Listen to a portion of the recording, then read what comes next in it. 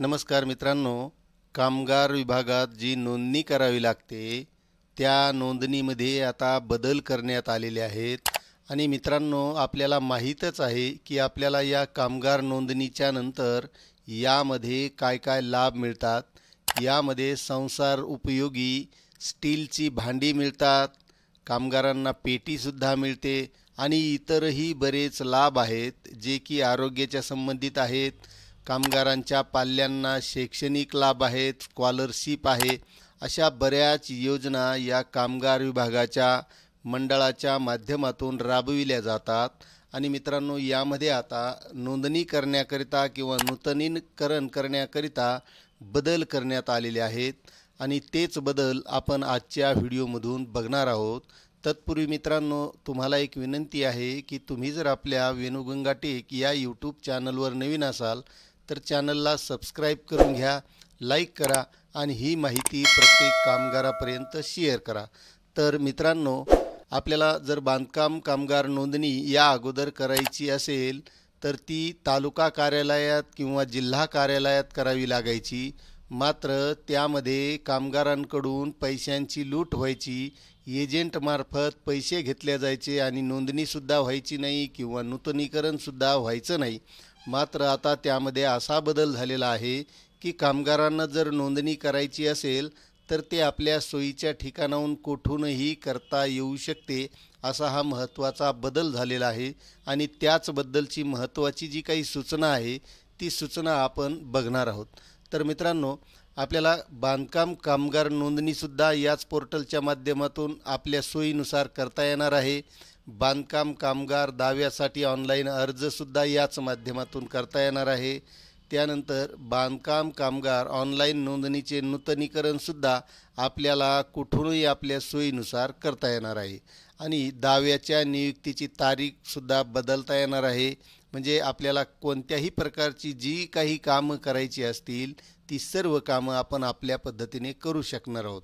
आपली बांधकाम कामगार नोंदणी अद्ययावतसुद्धा करता येणार म्हणजे नूतनीकरण. आणि बांधकाम कामगार प्रोफाईल आपल्या माध्यमातून आपल्याला इथे लॉग इन करून त्यामध्ये काही बदल करायचे असतील ते सुद्धा करता येणार आहेत. आणि त्याचबद्दलची महत्त्वाची जी काही सूचना आहे, तर मित्रांनो, मंडळाच्या आदेशानुसार दिनांक 5 फेब्रुवारी 2025 पासून तालुका सुविधा केंद्रात डेटा एंट्रीचे काम बंद करण्यात येत आहे. बांधकाम कामगार आपली नोंदणी, नूतनीकरण व लाभाचे अर्ज ऑनलाईन पद्धतीने आपल्या सोयीच्या जागेवरून भरू शकतील. म्हणजेच मित्रांनो, आपल्याकडे जर घरी कॉम्प्युटर असेल तर आपण आपल्या घरीसुद्धा अर्ज भरू शकतो. आणि जर आपल्याला मोबाईलवर जरी भरता आला तरी मोबाईलवर सुद्धा हा अर्ज भरता येऊ शकतो. आणि जे सुविधा केंद्रात डाटा एंट्रीचे काम बंद केलेले आहे, तर येथे जे एजंट लोक होते यांच्या माध्यमातून कामगारांची लूट होत होती आणि अर्जसुद्धा भरल्या जात नव्हते किंवा नूतनीकरणसुद्धा केल्या जात नव्हतं. आणि कामगारांना आपलं कामधंदा सोडून ताटकळत त्या कार्यालयात बसावं लागत होतं. म्हणून हा महत्त्वाचा बदल करण्यात आलेला आहे. आणि अर्ज भरल्यावर कागदपत्रांच्या पडताळणीसाठी कामगारांना आपल्या सोयीची तारीख निवडावी लागेल. म्हणजेच जर आपण कुठूनही अर्ज भरला तरी आपल्याला त्याची पडताळणी ही तालुका कार्यालयात किंवा जिल्हा कार्यालयात करावी लागणार आहे.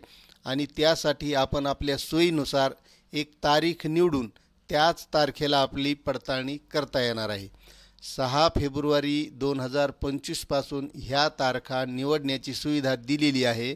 निवडलेल्या तारखेस मूळ कागदपत्रासह निवडलेल्या सुविधा केंद्रावर हजर राहावे लागेल. आता मित्रांनो, आपण जर पडताळणीसाठी जी तारीख निवडलेली आहे आपल्याला त्याच तारखेला तेथे उपलब्ध राहावे लागणार आहे.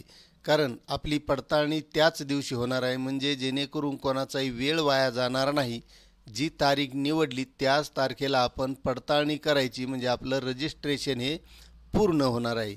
आणि ठरलेल्या तारखेस व ठिकाणी हजर न राहिल्यास अर्ज नामंजूर करण्यात येईल.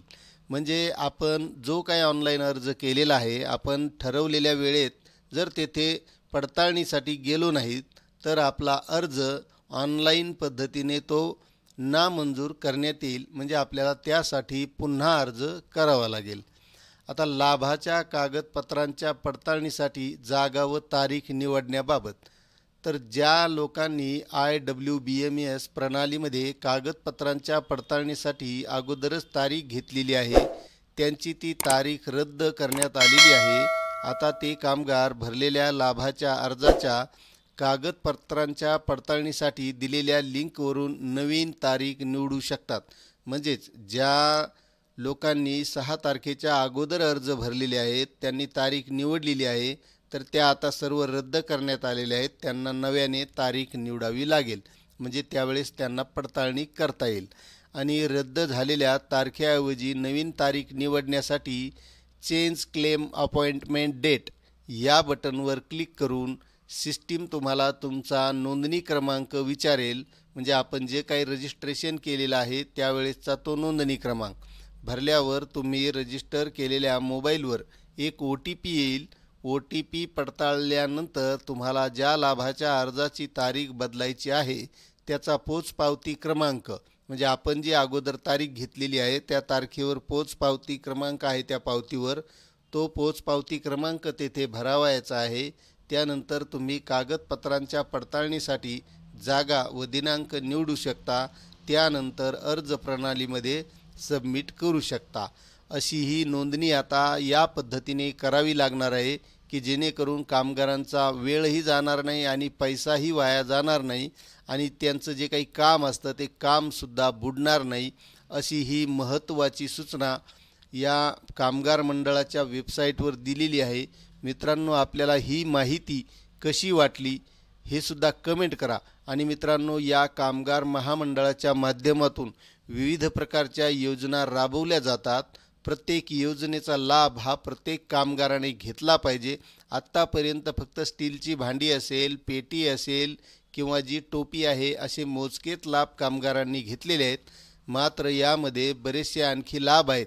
त्याबद्दलची माहिती आपल्या या चॅनलवर दिलेली आहे आणि त्यासंबंधीचे व्हिडिओ आपल्या डिस्क्रिप्शनमध्ये दिलेले आहेत. त्याची लिंक दिलेली आहे. त्या लिंकवर जाऊन आपण सविस्तर त्या योजनेबाबतची सर्व माहिती बघून घ्यावी. म्हणजे आपल्याला इतर सर्व जे काही लाभ कामगारांना मिळत असतात अशा सर्व लाभांचा उपयोग सर्व कामगारांना घेता येईल. की जे शैक्षणिक लाभ आहेत, आरोग्याच्या बाबतीत आहेत, विमा आहे, असे बरेचसे लाभ आहेत. ते लाभ आपण करू शकता. आणि महत्त्वाची सूचना म्हणजे मित्रांनो, या कामगार मंडळाच्या माध्यमातून दरवर्षी आपल्याला याचं नूतनीकरणसुद्धा करावं लागतं आणि ते नूतनीकरणसुद्धा ऑनलाईनच्या माध्यमातून प्रत्येक कामगारांनी करून घेणं गरजेचं आहे. म्हणजे जेणेकरून त्यांना पुढील लाभ मिळत राहतील. अशी ही महत्त्वाची माहिती होती. आपल्याला माहिती कशी वाटली नक्कीच कमेंट करा. चॅनलवर नवीन असाल तर सबस्क्राईब करा, लाईक करा आणि ही माहिती प्रत्येक कामगारापर्यंत शेअर करायला विसरू नका. भेटूया अशा नवनवीन माहितीसह नवीन व्हिडिओमध्ये. धन्यवाद.